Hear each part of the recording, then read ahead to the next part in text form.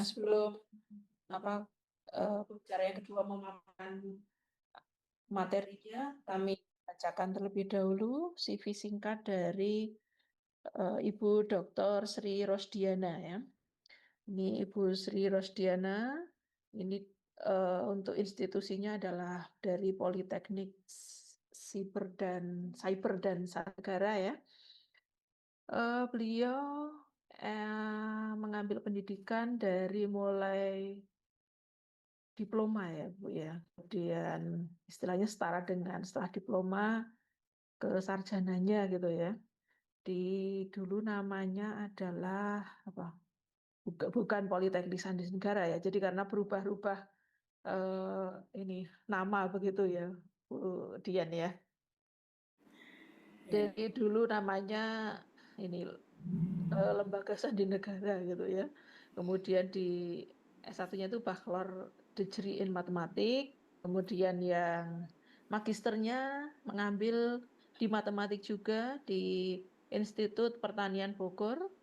Kemudian untuk yang doktoralnya mengambil doktor matematika di Institut Teknologi Bandung. Kebetulan ini dulu ruang dengan saya ketika sama-sama berjuang untuk mendapatkan gelar S3. Kemudian ini memang dari awal sudah meneliti ya, belajar tentang kriptografi, dan beliau sudah pakar sekali ya, di ahli, publikasinya sudah sangat banyak gitu ya tentang kriptografi. Kemudian presentasi di baik di seminar nasional, internasional juga cukup banyak ya. Melihat CV beliau yang luar biasa ini. Nah, mungkin karena itu kita langsung saja ya untuk pemaparan materinya. Nah, silakan ini Bu untuk memaparkan materinya hampir sama dengan Pak Ari ya. 30 menit ya, nanti kalau lebih ya sedikit saja begitu. Nah, silakan Bu Dian untuk share materinya. Waktu dan layar saya, persilakan. Terima kasih Bu Soli. Sudah terlihat ya? Ya, sudah Bu. Ya, terima kasih. Baik, saya akan coba memaparkan sharing ya, kriptografi dalam kehidupan sehari-hari. Tadi Pak Ari sudah mempresentasikan mengenai kriptografi, di mana dari definisinya, kemudian juga tadi Pak Ari memberikan sedikit implementasinya gitu kan ya secara langsung gitu ya. Nah, ini nanti saya akan mencoba memberikan contoh-contoh kriptografi dalam kehidupan sehari-hari.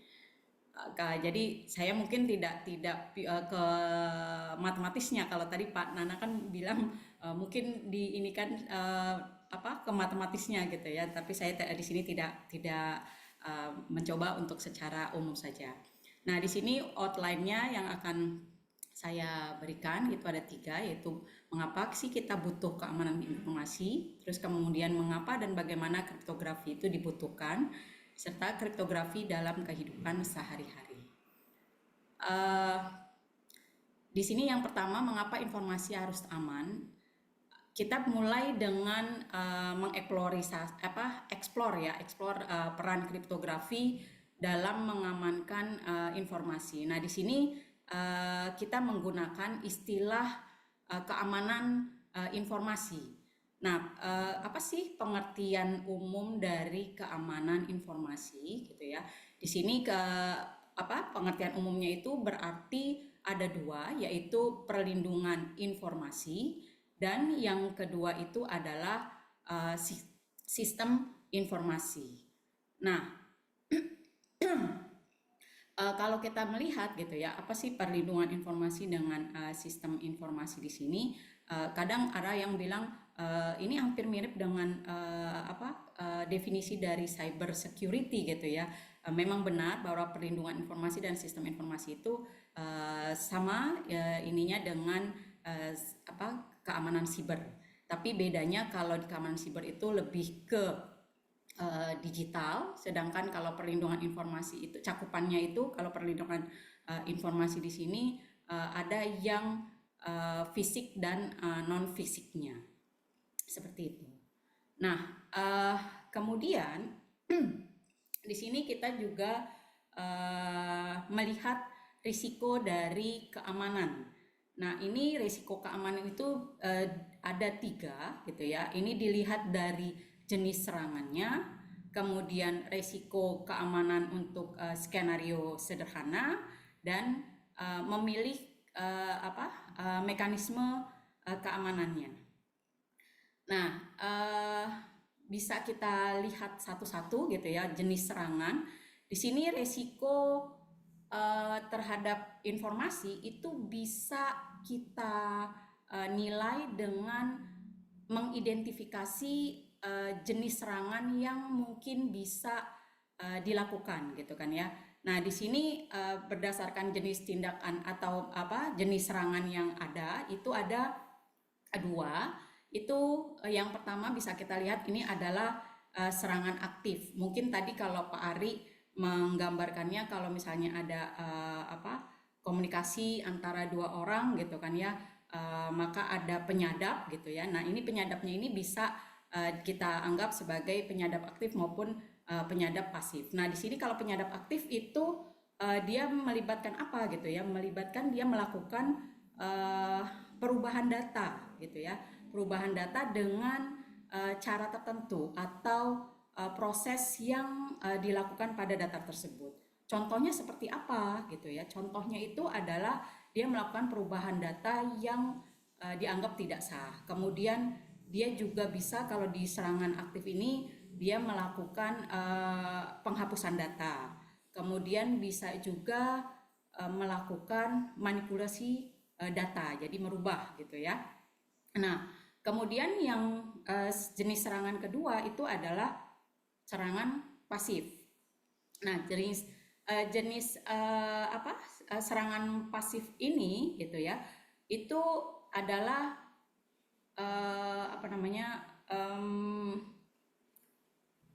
bilangnya proses yang dilakukan itu tidak terpengaruh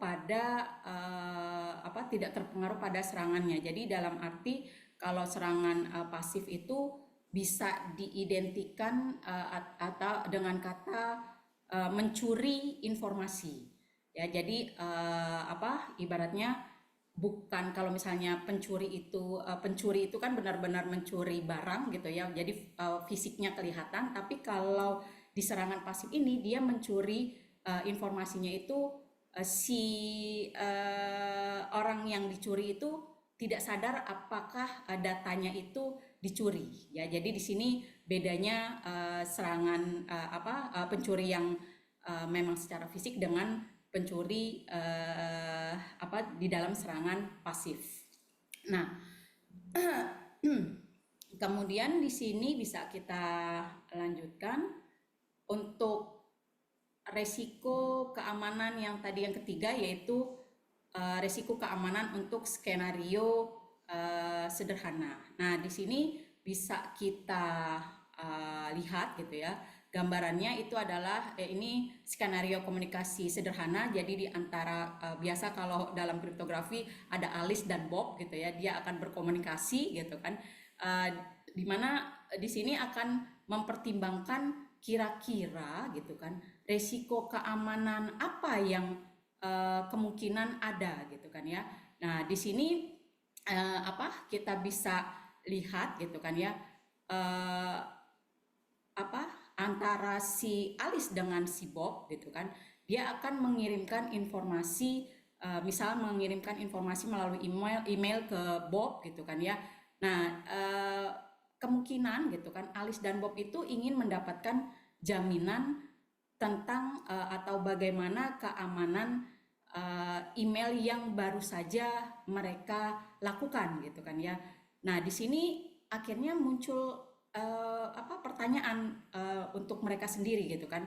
Misalnya si Alice mungkin bertanya gitu kan ya, apakah kira-kira saya senang nggak ya kalau seandainya apa yang saya kirimkan buat Bob itu orang lain tahu gitu kan, atau mungkin apa bisa memastikan bahwa email saya itu benar-benar sampai ke Bob itu tidak ada yang mubah gitu kan. Jadi email saya itu adalah yang asli gitu kan.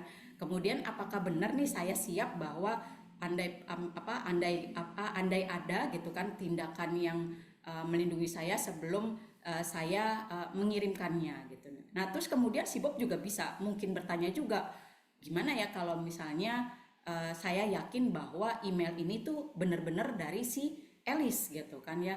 Benar nggak ya email ini dari Elis gitu kan. Terus kemudian juga bisa meyakinkan apakah email yang ingin dikirim Elis itu benar-benar bahwa ini adalah email yang pengen dikirim buat Elis gitu kepada saya gitu kan ya. Terus kemudian juga bisa kemungkinan si Elis ini nyangka nggak ya kalau seandainya gitu kan ya saya nanyain ke Elis, kamu ngirim email ke saya benar nggak gitu kan. Jadi belum tentu apakah memang kalau misalnya ada orang yang bukan Elis gitu yang mengirimkan email kepada si Bob kepada Bob gitu kan ya. Nah, di sini yang akhirnya menjadi semacam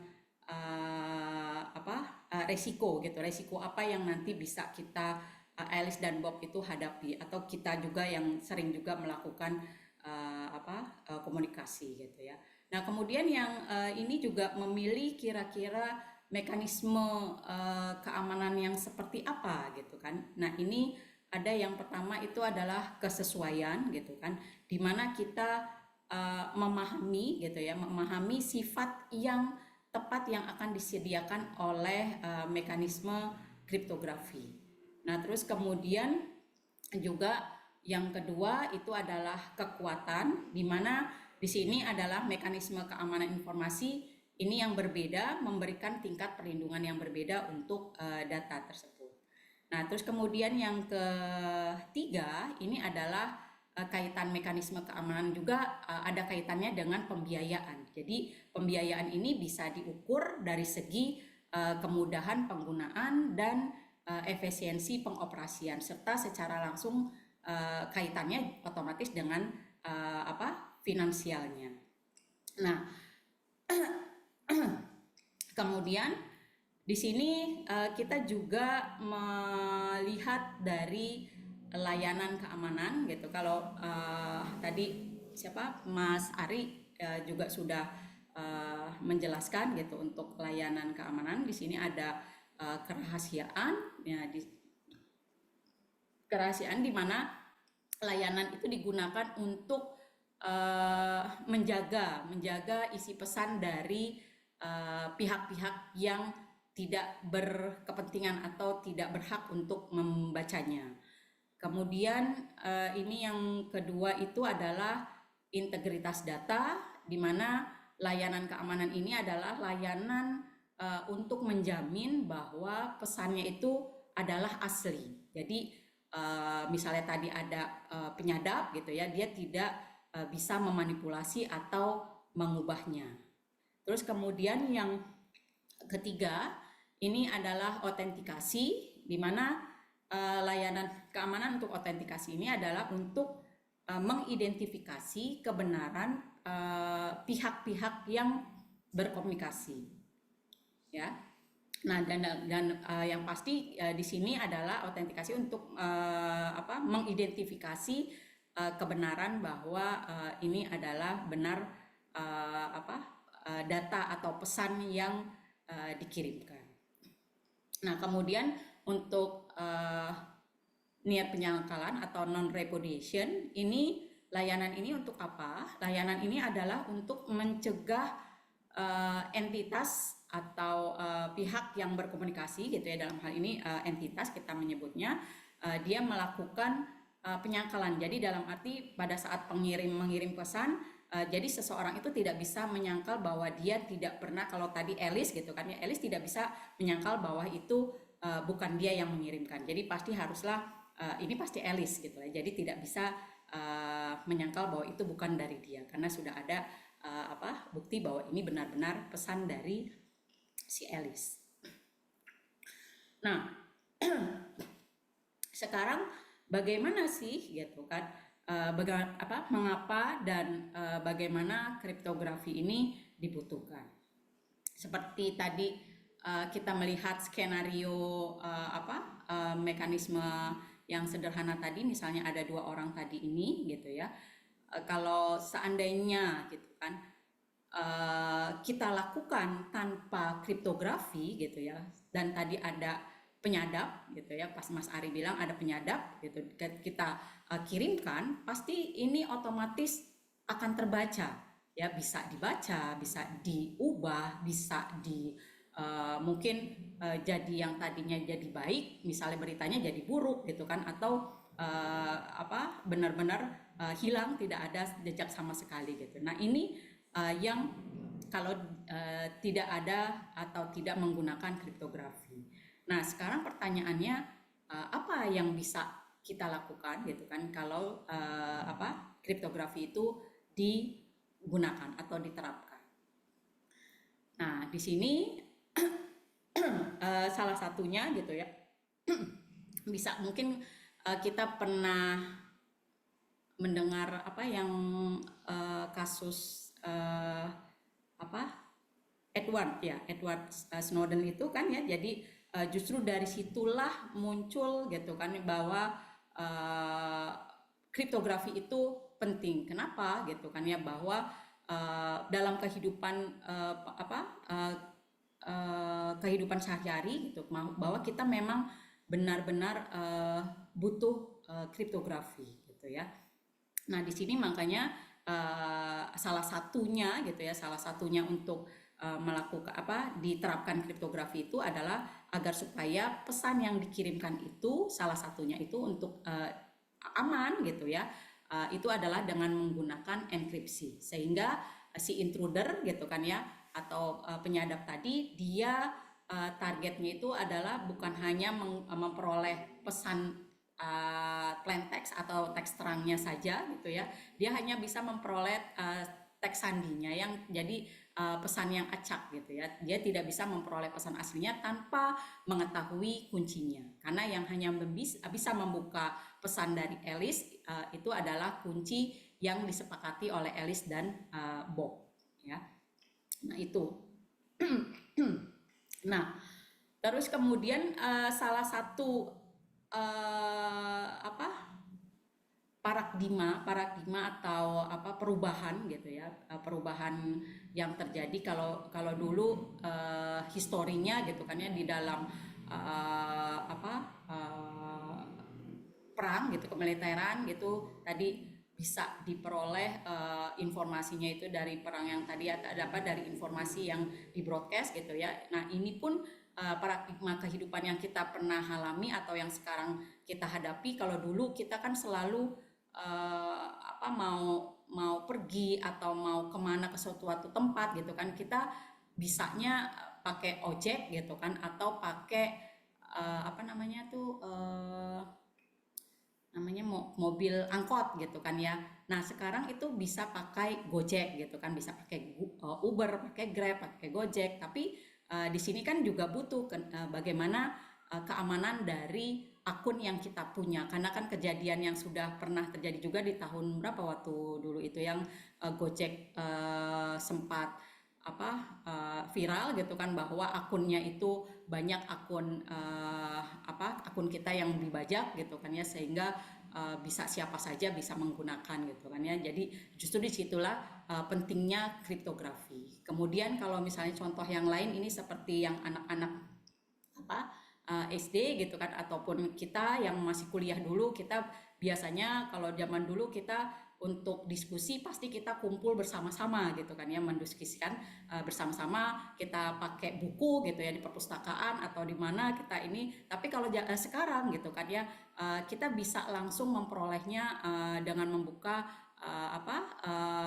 laman di internet gitu kan ya, web di internet untuk mencari referensinya. Tapi juga tadi apakah referensinya ini internet ini jaringannya itu aman atau tidak. Nah ini yang di sini yang kita butuh kriptografi. Kenapa? Salah satunya tadi juga Pak Ari sudah bilang kalau misalnya kita ke jaringan internet gitu, kalau misalnya aman itu kan pasti di belakangnya ada HTTPS gitu kan, jadi itu yang secure. Tapi kalau misalnya tidak ada berarti itu yang belum aman. Terus kemudian yang ini kalau dulu kita kalau mau belanja gitu kan ya, belanja pasti kita harus pergi ke warung gitu kalau mau yang kita mau gitu. Tapi kalau sekarang kita bisa mesen GoFood gitu kan, atau belanja online gitu kan ya, itu bisa. Tapi ya tadi bagaimana jaringan atau mekanisme yang harus disepakati, apakah jaringan yang dilakukan itu sudah aman gitu kan ya, atau belum gitu kan ya. Ini yang harus diperhatikan. Nah, kemudian contoh lainnya lagi itu adalah paradigma kita kalau dulu itu mau ngambil uang atau mau transfer uang gitu kan ya, itu pasti harus ke bank, ngantri berlama-lama gitu ya, panjang gitu ngantri, menunggu antrian nomor keberapa untuk bisa ke bank gitu kan ya, untuk ngambil duit ataupun nyetor duit. Tapi kalau sekarang gitu kan kita cukup ke ATM ngambil duitnya gitu kan, atau kita juga bisa transfer nabung itu melalui ATM juga bisa gitu kan ya. Nah, ini salah satu paradigma yang kita hadapi sekarang ini. Nah, di sini gitu kan, tapi kita juga harus melihat gitu kan, dengan adanya kemudahan berarti kan kita juga harus melihat apakah nanti akan ada permasalahan-permasalahan yang timbul. Makanya di sini haruslah menjaga gitu ya, salah satunya dengan adanya password biar agar dengan aman. Terus kemudian yang tadi Gojek itu berarti kriptografinya itu di mananya ada enkripsi di dalamnya gitu kan, agar supaya akun-akun si pengguna atau akun dari masing-masing itu tidak disalahgunakan gitu kan. Kemudian kita juga tadi di email gitu kan, email itu juga kita selain password juga kalau bisa pakai yang dua autentikasi atau sekali lagi gitu, agar supaya kita tetap aman gitu ya. Nah, ini password juga gitu ya, salah satunya di dalam kehidupan kita. Kemudian di bank gitu kan, di ATM untuk transaksi kita pun juga demikian. Yang pasti kartunya ini seperti apa nih gitu kan, di dalamnya ada apa untuk tetap aman gitu kan ya.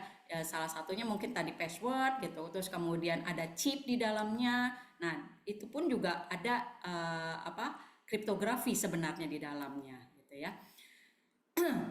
Di WhatsApp gitu kan, atau di IG gitu kan ya, ini sebenarnya juga ada enkripsi di dalamnya. Nah, jadi tanpa disadari gitu kan, tanpa disadari itu sebenarnya setiap hari itu kita selalu menggunakan kriptografi gitu ya. Jadi tanpa disadari ya kayak memang kita sudah menggunakan gitu, tapi kita nggak begitu ngeh. Tapi pertanyaannya lagi, aman nggak nih ya gitu kan, dari yang barang-barang yang tadi kita sebutkan gitu, atau item-item yang tadi kita sebutkan itu kira-kira bagaimana? Terus harus seperti bagian-bagian di dalamnya yang harus diperhatikan? Apakah nanti aman gitu kan ya, dalam karena kan banyak juga tuh sekarang ya bawa HP gitu kan ya, biar banyak yang di-hack gitu kan, mungkin dari situ yang harus kita perhatikan gitu kan. Dan khususnya kalau misalnya kita biasanya email gitu ya, bagaimana nih supaya tetap aman gitu ya. Nah, di sini salah satu contoh dalam yang kita temui kriptografi di kehidupan sehari-hari itu ada yang tadi di internet ya. Jadi di dalam internet itu salah satunya itu adalah TLS gitu ya. Kenapa sih TLS gitu ya? Karena yang kita salah satu apa yang dibilang digunakan gitu ya, kriptografi ini bisa dibilang eh, kebutuhan ya, bisa dibilang sudah menjadi kebutuhan sehari-hari gitu ya untuk bisa menggambarkan gitu kan sistem kriptografi. Nah, di sini yang pasti gitu kan ya bahwa kita bisa uh, bilang atau menyebutkan bahwa kebutuhan itu butuh keamanan informasi gitu. Nah, syaratnya gitu kan untuk mengidentifikasi bahwa ada persyaratan keamanan di dunia saat ini gitu ya. Yang pasti tadi harus memahami resiko apa gitu yang harus dihadapi. Nah, kemudian di sini yang pasti kita mengidentifikasi layanan keamanan yang bisa disediakan oleh kriptografi itu sendiri. Nah, mungkin kalau tadi Mas Ari menjelaskan ada kriptosistem nih, gitu kayak AES, ada uh, elliptic curve gitu kan ya. Nah, itu adalah salah satu contoh kriptosistem. Nah, kalau tadi Mas Ari juga menjelaskan ada kriptosistem simetrik, asimetrik gitu kan ya, yang yang bisa diterapkan gitu ya di beberapa ini juga bisa kita terapkan di beberapa implementasinya. Nah, di TLS ini digunakan itu untuk melindungi data saat kita saat melakukan gitu ya, melakukan transfer antara lokasi yang berbeda gitu ya. Di sini bahwa yang pasti gitu kan ya, TLS ini ada 3 yang harus diperhatikan, yaitu ada autentikasi gitu kan ya, ada tadi layanan keamanan ya masuknya ya, ada autentikasi, confidentiality dan integrity. Nah, di mana di dalam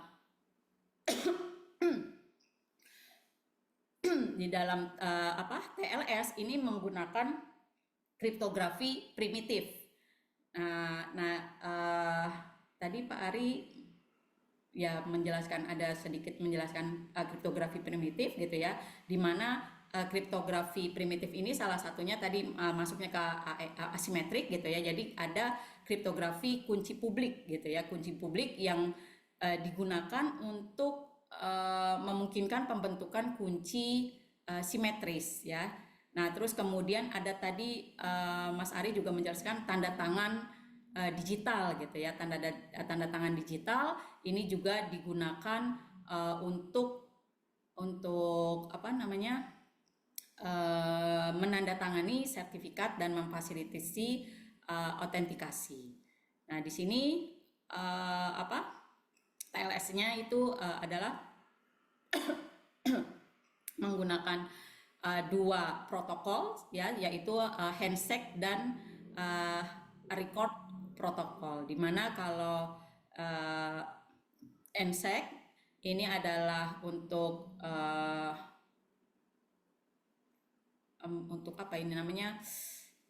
menjalankan gitu ya semua tugas yang membutuhkan persetujuan antara 2 entitas gitu ya, dimana jadi protokol ini bisa digunakan untuk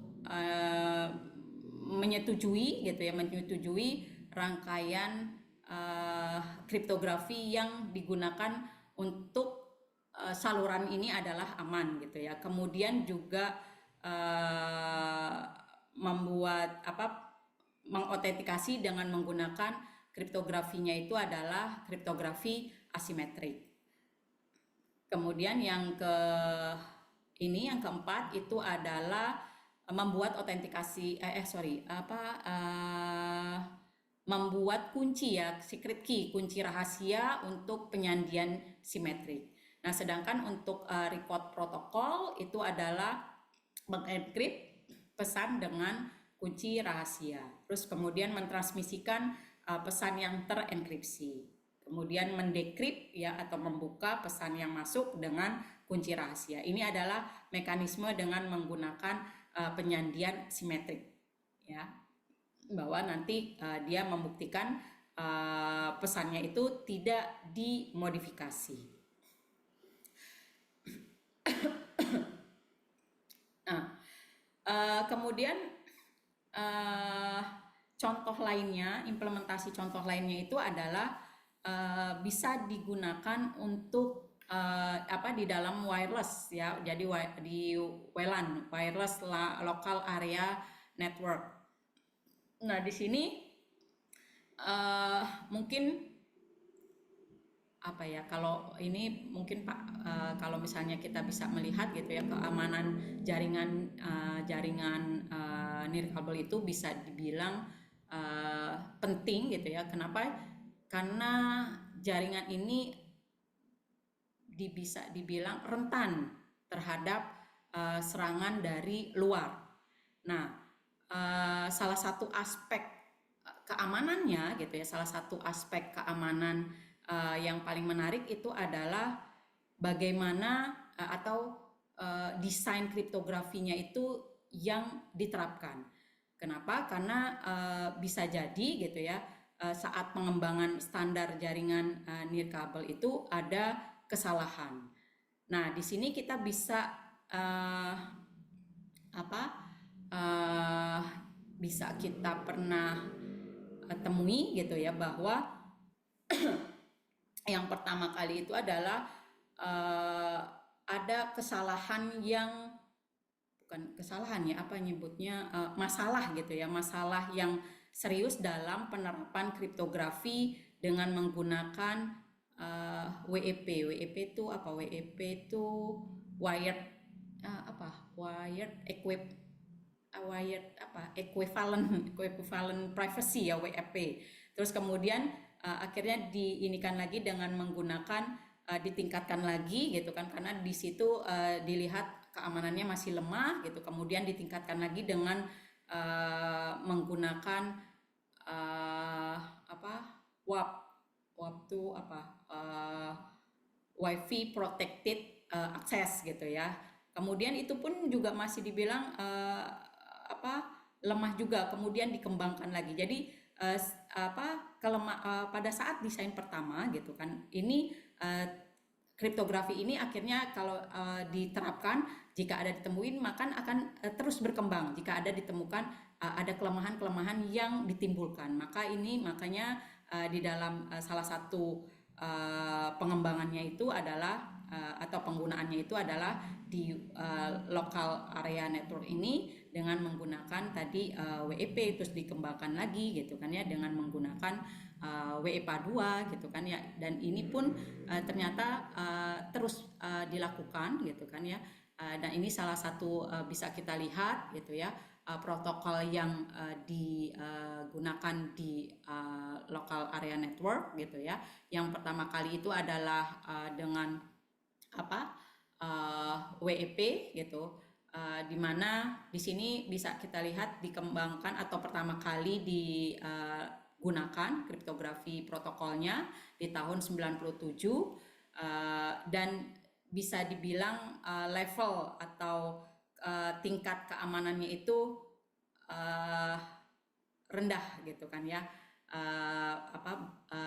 Kemudian di tahun 2003 gitu, 2003 ini diperbaharui dengan menggunakan WPA gitu ya. Tapi di sini juga bisa dibilang masih lama gitu kan ya, sehingga ditingkatkan kembali dengan menggunakan WPA 2 gitu kan ya. Jadi mempertimbangkan bahwa persyaratan keamanan untuk wireless local area network ini itu ada juga sama dengan melihat layanan keamanan kriptografi, yaitu dari sisi kerahasiaannya, autentikasinya ya, autentikasi dari entitasnya maupun autentikasi datanya. Di mana yang pasti kalau dari sisi kerahasiaannya, data yang ditransfer melalui melalui wireless local area ini harus dijaga kerahasiaannya. Jadi memerlukan sedikit usaha ya. Jadi dalam arti kalau sebelumnya itu misalnya ada penyadapan gitu ya, penyadapan jaringan kabel gitu kan ya, maka ini harus dilakukan kira-kira perlindungan protokol apa yang sesuai, sehingga makanya ada perbaikan atau penawaran protokol berikutnya dari WEP ke WPA, terus kemudian WPA 2 gitu. Jadi selalu tingkat dikembangkan terus dari tahun ke tahun, itu harus selalu dilihat gitu ya. Nah, kemudian yang implementasi lainnya itu adalah kriptografi untuk telepon selular. Nah, ini yang bisa kita bilang contoh desain kriptografi yang kita gunakan sehari-hari. Jadi kalau tadi email gitu kan tidak semua orang melakukan, tapi kalau GSM gitu kan itu hampir sekarang ini kayaknya hampir semua menggunakan GSM gitu kan ya. Nah, di sini justru kira-kira gitu kan ya, desain kriptografi untuk GSM itu seperti apa. Nah, yang pasti kalau untuk di selular ini, telepon selular itu menggunakan fully simetrik. Jadi menggunakan arsitektur kriptografi simetrik. Nah, dibilang kebutuhan enkripsinya itu kan secara real time ya, karena kita kalau nelfon gitu kan pasti kan pada saat itu juga gitu kan ya. Jadi mau nggak mau pasti menggunakan kriptografi yang pas itu seperti apa. Nah, di sini dia menggunakan fully symmetric cryptographic arsitektur. Nah, terus kemudian di dalamnya juga menggunakan stream cipher untuk data enkripsinya. Jadi di sini menggunakan algoritma enkripsi. Nah, yang pasti di GSM ini juga dia menawarkan penggunaan algoritma buatan sendiri gitu ya. Kalau bisa dilihat gitu kan ya, dulu itu menggunakan A3 dan A8 gitu ya. Di sini menggunakan A3 dan 8, tapi kemudian dikembangkan lagi gitu kan ya, kalau atau dengan menggunakan A5 gitu ya. Nah, mungkin kalau misalnya kalau sekarang malah lebih ini lagi ya, karena kan bukan 3G, 4G, malah di negara-negara tertentu sudah menggunakan 5G. Kalau di Indonesia juga ada beberapa tempat, tapi belum semua yang menggunakan 5G. Kita masih kayak masih beberapa tempat yang masih menggunakan 4G ya, LTE-nya.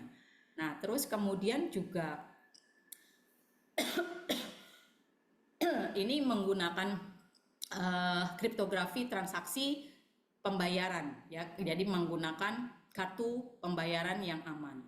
Nah, ini bisa kita lihat, ini adalah infrastruktur kartu pembayaran di mana bisa kita pernah, mungkin kalau saya nggak punya Visa gitu ya, nggak punya Mastercard. Jadi kalau misalnya ada yang punya Visa atau Mastercard itu kan bisa memproses pembayarannya itu antara si pemegang si user gitu, siapa yang punya gitu ya, sama pedagangnya gitu ya. Nah, di sini menunjukkan bahwa si bank penerbit gitu ya, ini dia menerbitkan pembayaran kepada nasabahnya. Nah, di mana bank ini akan mengakuisisi gitu ya, mengakuisisi hubungan antara pedagang barang gitu kan ya dengan si pembelinya. Nah,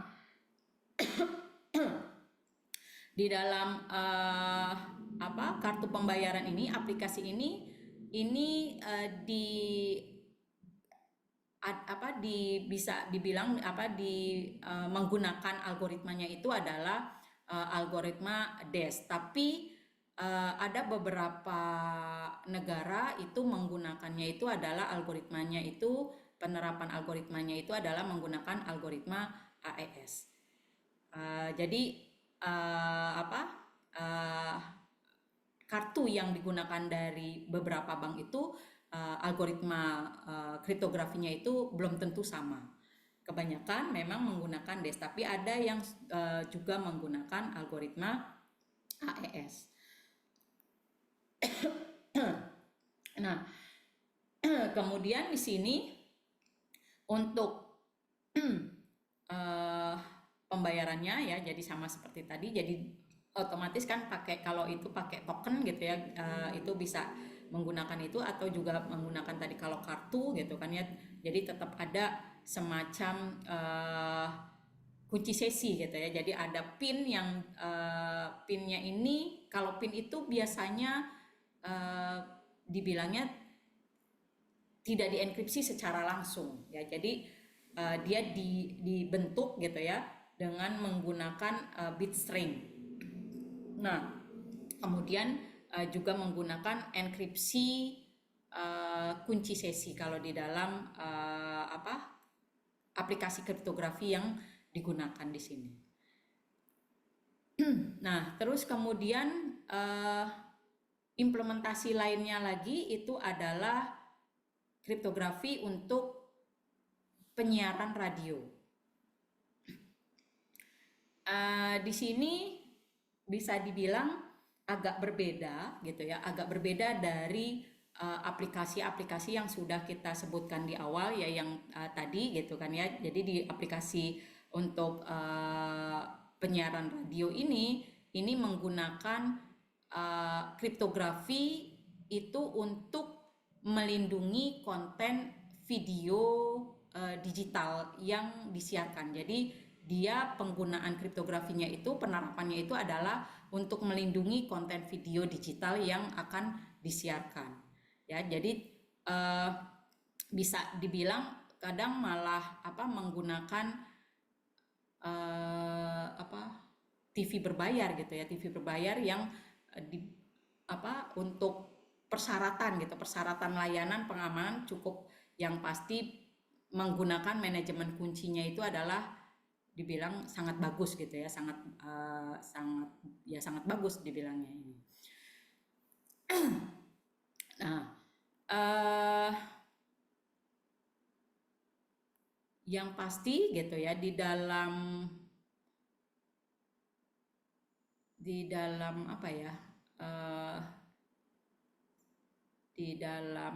syarat-syarat yang pasti sama seperti yang sebelum-sebelumnya pun ini juga ada syarat. Nah, di dalam penyiaran radio juga ada persyaratan keamanan gitu ya. Dia tidak hanya memahami dari yang untuk penyiarannya saja gitu ya, tapi dia juga harus melihat kendala atau kendala apa yang dihadapi pada saat atau di jaringan penyiaran. Nah, dibilang kalau nggak salah itu ada satu saluran gitu ya, saluran one way channel gitu kan ya, terus kemudian ada uncontrolled access gitu ya. Di situ juga ada semacam confidentiality pada saat isi yang disiarkan ya. Jadi kerahasiaan itu mengendalikan dalam hal broadcast gitu ya. Jadi membuat konten itu bisa dibilang harus membeli gitu, harus beli gitu ya. Jadi karena tidak murah gitu kan. Jadi tadi salah satunya adalah cost gitu ya, pembiayaan. Nah, Ini sama tadi ya. Nah, ini kemudian contoh lainnya itu adalah di iktp. Mungkin kalau misalnya sekarang kita juga sudah menggunakan iktp ya, malah sudah kalau saya malah belum terdaftar di iktp kan, belum ke dukcapilnya. Jadi kalau itu kita bisa melihat di dalamnya itu adalah ada chip gitu ya, kemudian yang pasti di sini kita unik gitu ya di dalam iktp ini. Jadi tidak semua orang itu sama ya. Ya di sini ada semacam dilengkapi dengan chipnya itu, isinya itu ada biodata gitu ya, terus kemudian ada tanda tangan gitu kan ya, terus kemudian ada fast foto, kita kan di foto juga gitu ya, terus kemudian ada kita melakukan fingerprint ya, fingerprint sidik jari gitu kan ya. Nah itu yang ada di dalam iktp. Nah chipnya ini gitu ya, chipnya itu adalah dengan menggunakan contactless ya. Jadi dia memenuhi standar ISO. Standar ISO berapa ya, saya lupa kalau itunya ininya berapa, ISO berapa. Terus kemudian juga yang pasti belangkonya gitu ya, belangkonya itu ada dibuat ini pakai bahan plastik ya, kalau kita bisa lihat di PPT gitu kan ya. Terus kemudian chip iktp-nya itu juga di menggunakan mekanisme autentikasi 2 arah ya, di situ. Nah kemudian selain tadi iktp, terus kemudian GSM, ini juga bisa digunakan untuk anonimitis. Nah di sini bisa dibilang agak berbeda gitu ya, karena dibilang menggunakan enkripsi gitu ya, menggunakan enkripsi untuk mengacak gitu ya, mengacak data gitu ya, untuk datanya itu berupa identitas yang pasti gitu kan ya. Kemudian nanti datanya tersebut gitu kan ya, jika ciphertextnya ini dikirimkan gitu melalui internet, maka alamat IP-nya gitu ya, alamat IP pengirim itu bisa memberitahukan gitu ya, memberitahukan identitas yang ada di dalam data tersebut. Nah di sini salah satunya ini adalah menggunakan jaringan Tor gitu ya. Ini Tor ini adalah alat yang digunakan untuk anonimitas ini.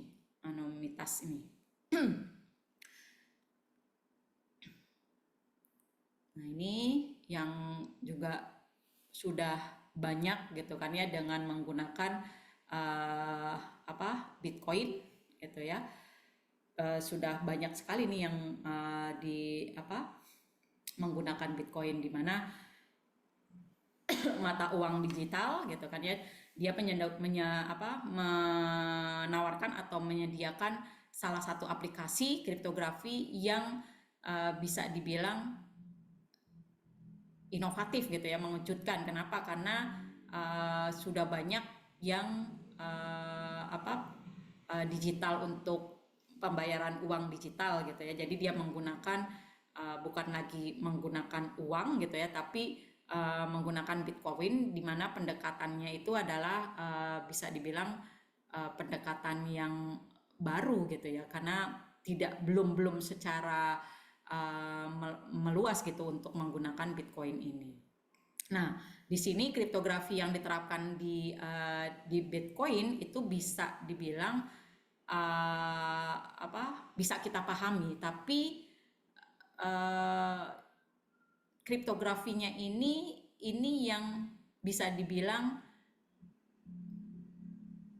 luar biasa. Kenapa? Karena ibaratnya menarik perhatian gitu ya, menarik perhatian untuk menjadi, karena kan kita biasanya bayarnya itu dengan cash gitu ya, dengan uang gitu ya, tapi di sini mata uang yang kita bayarkan bukan lagi orang tuh nggak pakai fisik gitu kan ya, jadi langsung saja memberikan uh, digital gitu ya, uang digital gitu kan, jadi dengan Bitcoin gitu ya. Nah ini sudah lumayan, kalau di luaran juga sudah banyak, tapi di Indonesia pun juga ada beberapa yang sudah menggunakan Bitcoin. Tapi saya juga nggak begitu ini sih untuk di mana ininya ya.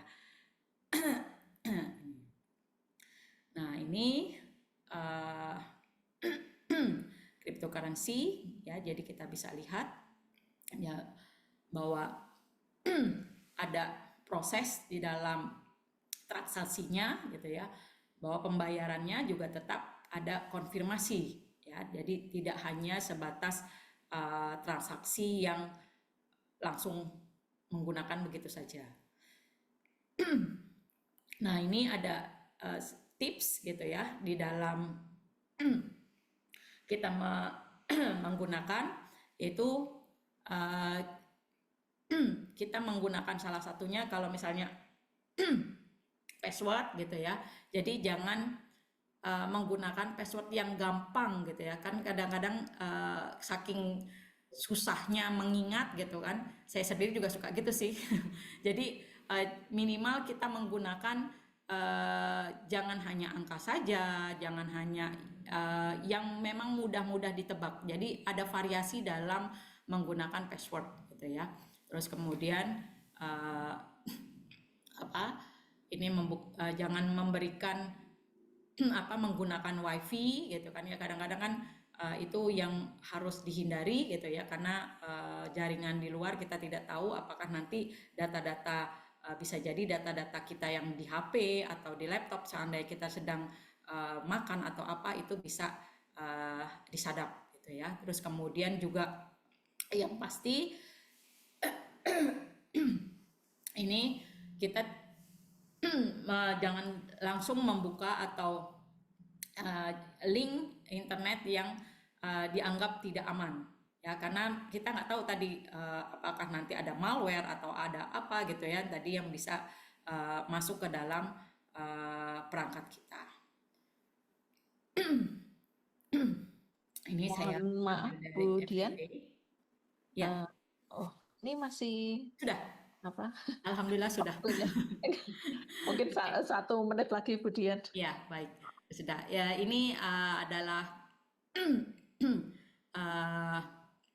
semacam himbauan dari, bukan himbauan ini kata dari Bapak Persandian kami, yaitu Bapak Persandian Republik Indonesia Maijen Dr. Rubiono Kertopati. Jadi kekhilafan satu orang saja cukup sudah menyebabkan keruntuhan negara. Jadi mau tidak mau memang kriptografi itu dibutuhkan di dalam kehidupan sehari-hari. Makanya kita menemukan setiap hari itu adalah kriptografi, everyday kriptografi. Demikian, terima kasih. Assalamualaikum warahmatullahi wabarakatuh. Salam. Nah, demikian pemaparan dari Bu Dr. Dian ya. Ini sudah cukup banyak pertanyaan di kolom chat ya. Ini kami persilakan dulu, Bu Dian mau minum dulu, sepertinya sudah perlu minum ya. Atau sudah puasa. Ya, sebentar. Silakan Bu Dian minum dulu. Nah, kita buka dari atas ya.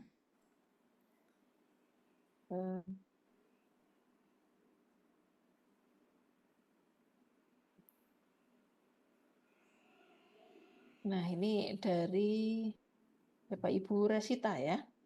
Izin bertanya, tapi lebih ke keamanan cyber secara umum ya. Keamanan cyber sepengetahuan saya adalah bidang yang luas gitu ya. Tidak hanya tentang mesin gitu ya, bidangnya tentang sebentar malah gitu. Oke. Ya. Ya baik. Jadi bidang ilmu apa yang berperan penting dalam keamanan siber selain matematika dan computer science. Yang pasti gitu kan, eh, kaitannya dengan keamanan siber itu memang basicnya tetap saja kan digital ya, tapi tetap di dalamnya itu adalah selain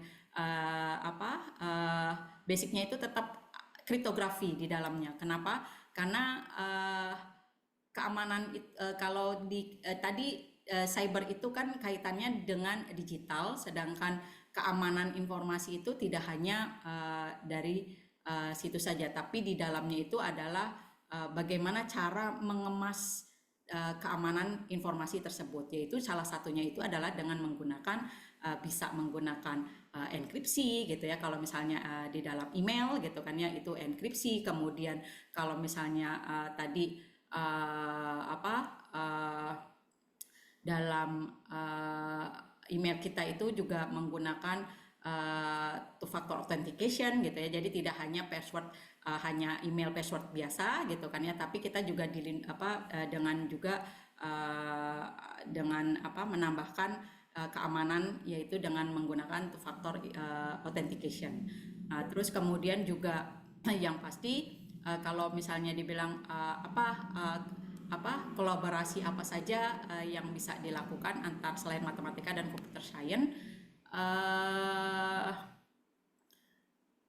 ya kalau untuk ini memang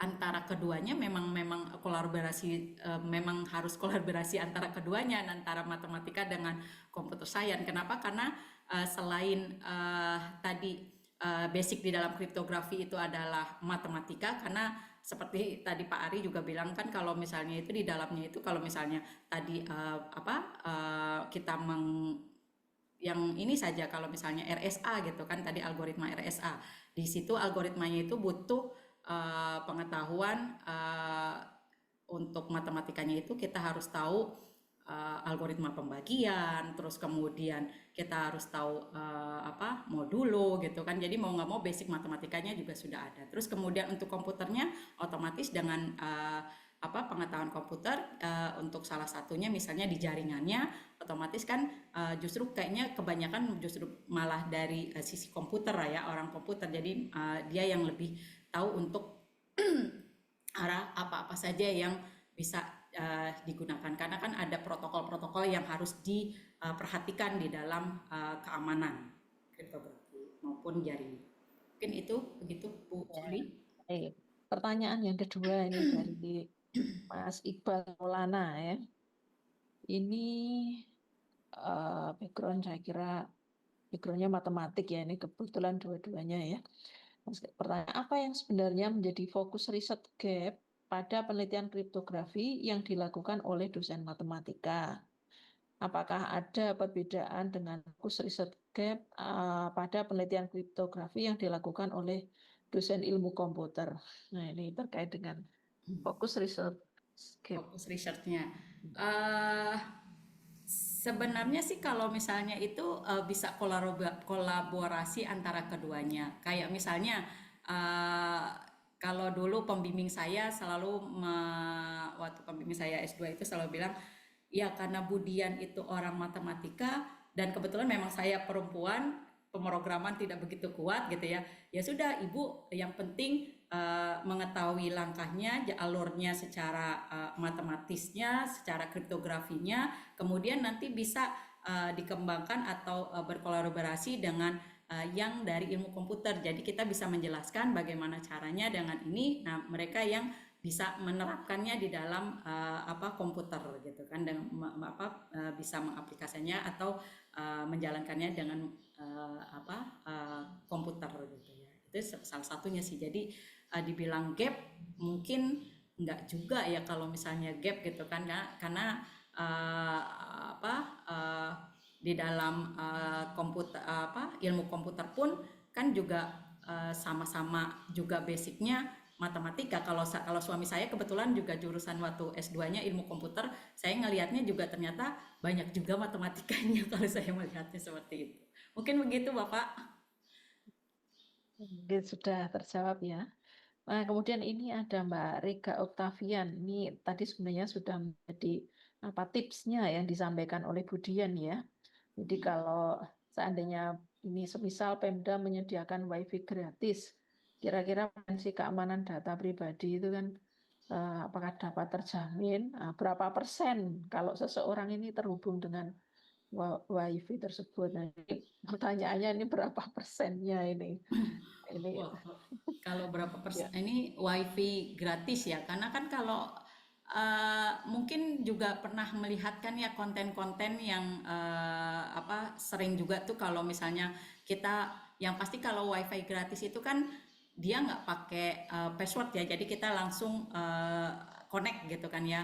Otomatis itu ibaratnya kayak membuka peluang buat para apa intruder itu untuk memperoleh data-data kita gitu kan. Sering juga kan kita melihat bahwa dia bisa saja mendapatkan mungkin kalau saatnya kita lagi membuka apa m-banking atau apa gitu ya, atau kita membuka laptop kita gitu ya, itu bisa jadi data-data yang kita ada di kita itu bisa juga diambil oleh mereka gitu. Makanya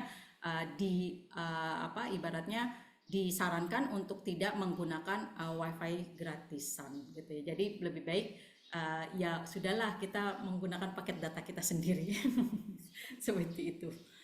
Lebih Kalau aman. persentasenya ya bisa dibilang ya berapa persennya kita tidak bisa ini ya, tapi yang pasti untuk menghindari untuk tidak terjadinya data-data kita diambil oleh pihak yang tidak berwenang, sebaiknya kita tidak menggunakan wifi gratis.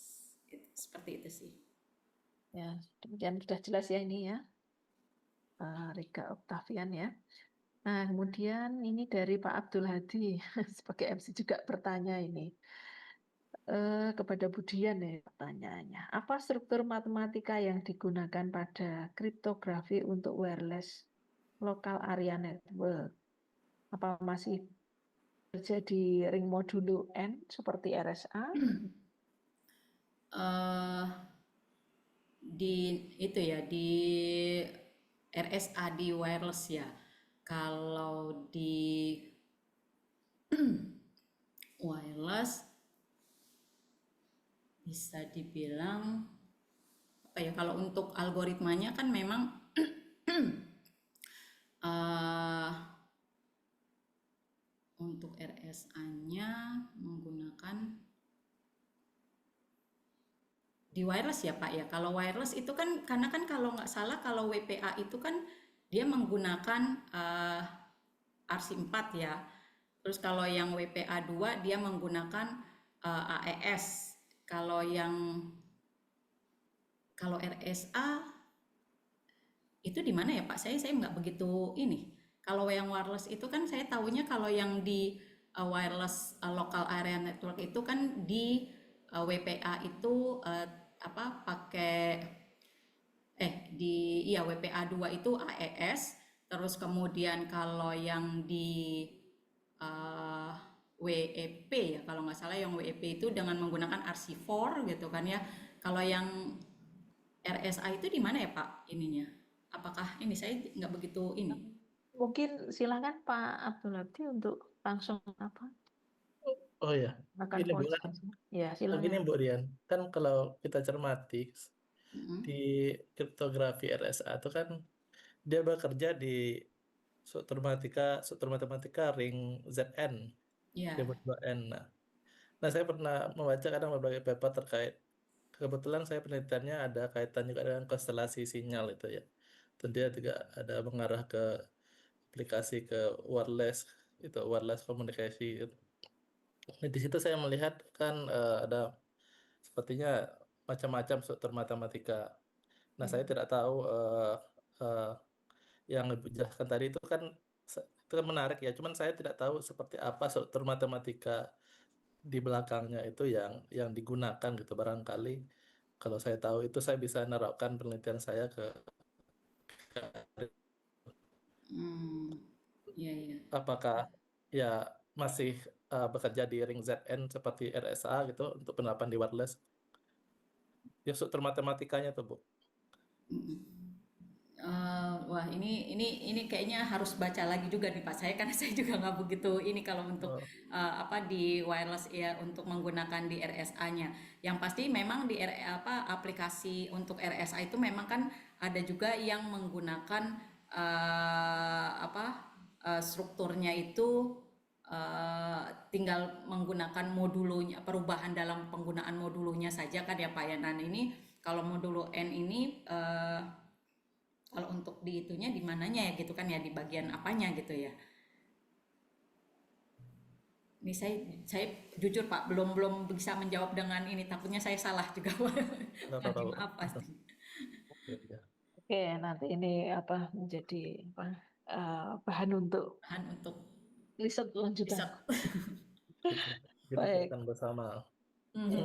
Saya lanjutkan Iya. pertanyaan yang selanjutnya dari Mas Dimas Kukuh ya kok Kukuh. Mas Dimas Kukuh bertanya bagaimana peran bilangan prima dalam kriptografi? Mengapa tertarik menggunakan konsep bilangan prima? Ini memang sudah ditanggapi oleh Pak Denny Hamdani dan Imade Sulandra, tapi mungkin bisa ditanggapi apa ini oleh Pak Ari. Silakan Pak Ari. Nah, baik. Ya, terima kasih pertanyaannya. Em, ya, ketika kita belajar tentang kriptografi itu memang bilangan prima itu peranannya sangat penting ya. Ya, misalkan tadi sudah saya paparkan terkait dengan RSA tadi. Mungkin sedikit saya perlihatkan lagi.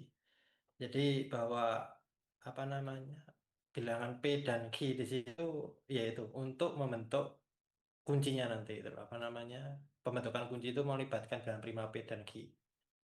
Kemudian nanti apa namanya eh, bilangan P dan Q itu digunakan untuk apa namanya ya ya sebenarnya itu untuk ini apa namanya, rumus dari VN di sini ini untuk apa namanya ya memilih kuncinya nanti ini untuk modul jadi apa namanya ya inti dari apa namanya pembangkitan kunci itu apa namanya ya yang paling penting itu di sininya apa namanya memilih bilangan E dan bilangan D dan ini modulnya itu nanti apa namanya eh, VN bukan N lagi lah VN itu kan terkait dengan bilangan prima P dan Q di sini kemudian kenapa kok bilangan untuk alasan lainnya kenapa kok bilangan prima harus prima kayak gitu nanti kan kita belajar tentang apa tadi kriptografi kurva eliptik tadi itu kalau kita perhatikan di sini ini kan kurva eliptik yang digunakan kriptografi itu atas ZP gitu loh ZP itu bilangan bulat modulo P ini kalau secara matematik itu strukturnya itu adalah field atau bahasa Indonesia itu lapangan gitu loh. Kenapa harus lapangan atau kenapa harus field itu karena kaitannya dengan inverse gitu loh jadi mungkin kalau saya sampaikan di sini operasi-operasi jumlah titik-titik di kurva eliptik itu definisinya penjumlahan itu tidak seperti kayak kita menjumlahkan bilangan bulat biasa kayak gitu, tapi itu ada penjumlah titik secara geometris di sini itu. Nah, di sini kalau kita perhatikan di sini kan XY di situ kan sebenarnya anggota dari Z Xi itu bilangan prima Xi.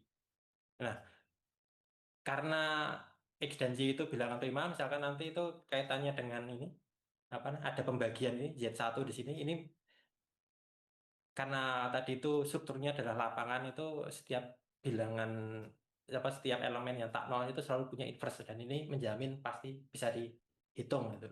Ya sebagai contoh ini kayak apa sih namanya ya di Z23 ini ya 23 kan prima. Nah, ini kan strukturnya tadi kan lapangan atau itu. Nah, 2 itu ini kan -1/2. Nah, 2 itu kalau di Z23 itu inverse-nya itu 12. Ya. 12. Kemudian kalau dikalikan -1 berarti kan -12. Nah, -12 di Z23 itu adalah 11. Nah, seperti itu. Jadi kalau dua apa namanya? P tapi P-nya misalkan bukan lapangan itu nanti kita tidak bisa melakukan pembagian atau tidak belum tentu setiap elemen tak nolnya itu punya inverse seperti itu. Jadi memang bilangan prima itu punya peranan penting dalam teori di kriptografinya itu. Terutama terkait dengan struktur matematikanya seperti itu. Mungkin itu yang bisa saya sampaikan. Ya, mungkin sudah terjawab ya. Oke, baik. Lanjut ke pertanyaan selanjutnya. Dari ini apa Ibu atau karena ini saya agak bingung ada Wahidah Awi. Wahidahnya itu kalau di Jawa putri tapi Awinya itu bisa saja laki-laki. Nah, ini dari UIN MKS itu Makassar ya kayaknya ya. Makassar mungkin ya. Pertanyaannya, bagaimana pendekatan matematis dapat digunakan untuk menganalisis keamanan suatu algoritma kriptografi? Ini sudah ditanggapi juga oleh Pak Denny Hamdani. Nah, ini mungkin ada tanggapan dari Budian atau Pak Ari, silakan. Mau siapa terlebih Pak Ari dulu atau Budian dulu? Ya, apa ya? Jadi kalau terkait apa ya? Terkait keamanan suatu algoritma kriptografi itu ya bisa kita lihat dari aspek apa namanya? Dan kita lihat dari eh, seberapa besar ruang kunci gitu loh. Jadi terkadang algoritma kriptografi itu bisa kita apa namanya? Pecahkan itu dengan atau suatu ciphertext, suatu sandi itu bisa kita pecahkan dengan metode brute force gitu loh. Jadi seperti kita coba-coba. Kalau kita pakai kunci ini nanti apa namanya pesannya dapat nggak ya itu loh. Kalau pakai kunci yang ini bisa didekripsi nggak ya gitu. Jadi dicoba-coba gitu. Jadi kalau ruang kuncinya itu misalkan kecil gitu, seperti tadi saya memperkenalkan shift cipher tadi itu yang cipher sandi geser tadi itu kan kuncinya paling berapa sih hanya 25 atau 26 gitu ya. Seperti itu. Nah, itu kan berarti kan kita tinggal coba-coba aja dari misalkan kuncinya untuk kunci K sama dengan 1 hasilnya apa, untuk kunci sama K-nya sama dengan 2 hasilnya apa, seperti itu. Yaitu nanti tinggal dilihat aja hasil dari masing-masing kunci itu sebanyak 26 tadi itu ya mana yang hasilnya itu menghasilkan suatu pesan yang bisa kita mengerti itu loh. Mesti ada salah satu yang bisa kita dapatkan di situ. Nah itu. Jadi ruang kuncinya kalau kecil ya otomatis keamanannya tidak baik gitu. Seperti yang kayak yang di RSA tadi, semakin besar apa namanya bilangan n-nya itu tentu saja nanti ruang kuncinya juga akan semakin besar. Tapi tentu saja kalau semakin besar bilangan n-nya tadi itu, otomatis juga cost-nya atau oh, apa namanya biaya untuk menghitungnya komputer itu juga akan semakin berat gitu loh. Seperti itu. Mungkin itu mungkin bisa ditambahkan Budian mungkin untuk Ya, silakan Budian. Ya, baik. Jadi untuk menganalisis keamanan suatu algoritma kriptografi, yang pasti kita melihat dulu algoritma apa yang akan kita analisis kan. Berarti apakah dia termasuk apa algoritma simetrik atau algoritma asimetrik, itu yang pertama kali. Karena masing-masing algoritma itu kan analisisnya itu berbeda-beda gitu kan ya. Kalau misalnya sebagai contoh, kalau seandainya kalau tadi bisa dilihat benar yang dikatakan Mas Ari gitu ya. Di sini kita bisa menganalisis kalau tadi kan berarti kaitannya hampir mirip ke kompleksitas ya Mas Ari ya, kompleksitas algoritmanya gitu ya. Jadi dari situ berapa kompleksitas yang bisa ini kan dengan panjang kuncinya gitu kan, ada generating kuncinya untuk memperoleh kuncinya gitu. Nah terus kemudian juga nanti yang pasti untuk pendekatan matematis yang bisa kita gunakan gitu kan, itu bisa ada beberapa pendekatan yang bisa kita gunakan. Misalnya bisa kita sebagai contoh misalnya menggunakan pendekatan secara aljabar gitu kan ya. Jadi kita melihat menghitung kunci yang nanti bisa kita peroleh gitu ya, dengan memperhatikan parameter-parameter apa yang akan kita gunakan di dalam menganalisis algoritma tersebut. Jadi memang pertama kali itu kita harus melihat dulu algoritma apa yang akan kita analisis. Itu sih Mbak Solih. Baik, terima kasih. Tanpa terasa ya ini kita sudah mundur 20 menit gitu ya. Namun ini luar biasa. Tadi dari yang bergabung sampai lebih dari 80. Ini yang masih bertahan masih ada 60. Kami mengucapkan terima kasih kepada para peserta webinar pada siang sampai sore hari ini. Nah, mungkin kami sedikit menyimpulkan bahwa kriptografi ini merupakan ilmu atau teknik matematika yang terkait dengan aspek keamanan data ya. Nah, yang mana manfaatnya ini cukup banyak dan dalam kehidupan sehari-hari, terutama saat ini, yang mana sekarang itu tidak akan lepas dengan hal yang terkait dengan sifatnya itu digital, gitu ya. Jadi kalau kita punya aset digital, gitu ya, apapun itu tidak mungkin kita akan lepas dari kriptografi, gitu. Dan tentunya kriptografi dalam kehidupan sehari cukup ini ya, kembang terus dan mungkin tentunya kunci gitu yang jadi ini kan tadi kan kuncinya itu harus aman gitu ya, supaya tidak mudah dibobol ya. Dan sebenarnya ada satu pertanyaan dari saya ya, ini Bu Dian sama Pak Arif. Bagaimana kita mengkonstruksi kunci gitu ya supaya aman itu, apakah yang rumit itu pasti aman begitu? Karena kan tadi disampaikan akan berakibat pada cost gitu ya atau biaya gitu kan ya untuk untuk menjaga keamanan itu sendiri begitu. Gimana ini Bu Dian, Ya, apakah yang semakin pasti kompleks itu semakin aman atau ya. tidak, apalagi terkait dengan Bitcoin ya, ini kan Ya, kan syarat itu yang untuk dalam pemilihan suatu kriptografi itu adalah salah satunya adalah algoritma apa atau kriptosistem apa yang kita gunakan, dan yang pasti panjang kunci itu juga berpengaruh dalam keamanan. Semakin panjang kunci itu dibilang aman. Sebagai contoh, tapi bukan berarti semakin panjang juga panjang kuncinya aman ya. Salah satunya seperti RSA itu kan panjang kuncinya sangatlah panjang gitu ya, 2048, tapi dengan menggunakan algoritma ECC yang panjang kuncinya hanya 128 itu setara dengan RSA. Jadi tetap juga dengan panjang kunci yang pendek tapi dengan algoritma yang berbeda, itu juga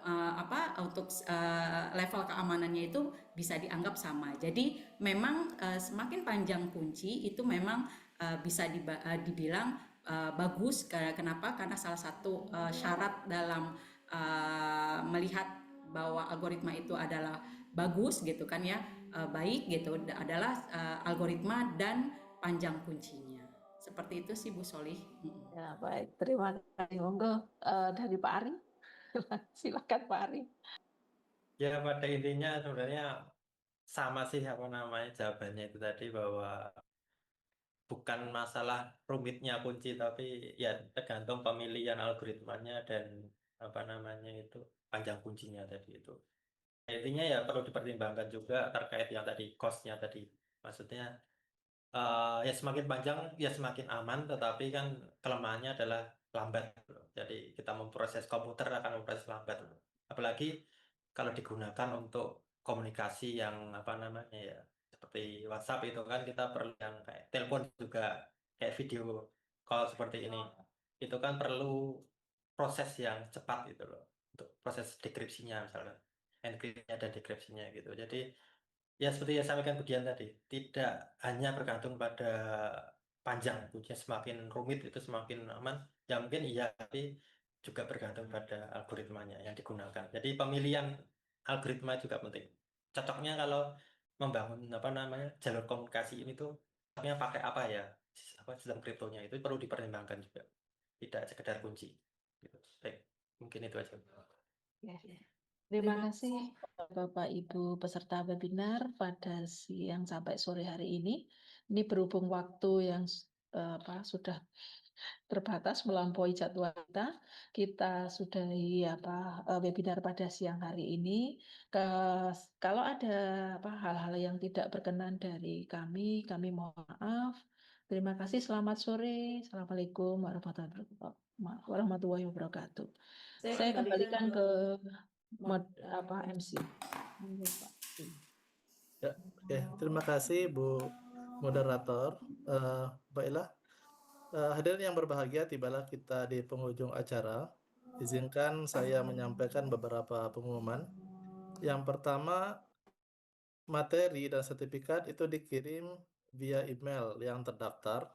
Kemudian yang kedua, jangan lewatkan, akan ada webinar series yang kedua yang akan dilangsungkan pada tanggal 15 Agustus 2025 dengan tema Current and Future Cybersecurity Challenges. Dengan narasumber itu adalah Ibu Dr. Betty Hayat Susanti, SSI MA, kemudian satu lagi Bapak Dr. UH Isnani, SSI MSc PSD. Oke, satu cara ini dengan mengucapkan alhamdulillahirabbil alamin. Saya MC atas segala kesalahan. Wassalamualaikum warahmatullahi wabarakatuh. Waalaikumsalam warahmatullahi wabarakatuh. Terima kasih Bapak Ibu semua. Waalaikumsalam warahmatullahi wabarakatuh. Matur nuwun. Nuwun izin nutupnya. Atau nuwun Budian, Pak Ari. Sama-sama Pak. Ya. Kasih Bu Soli.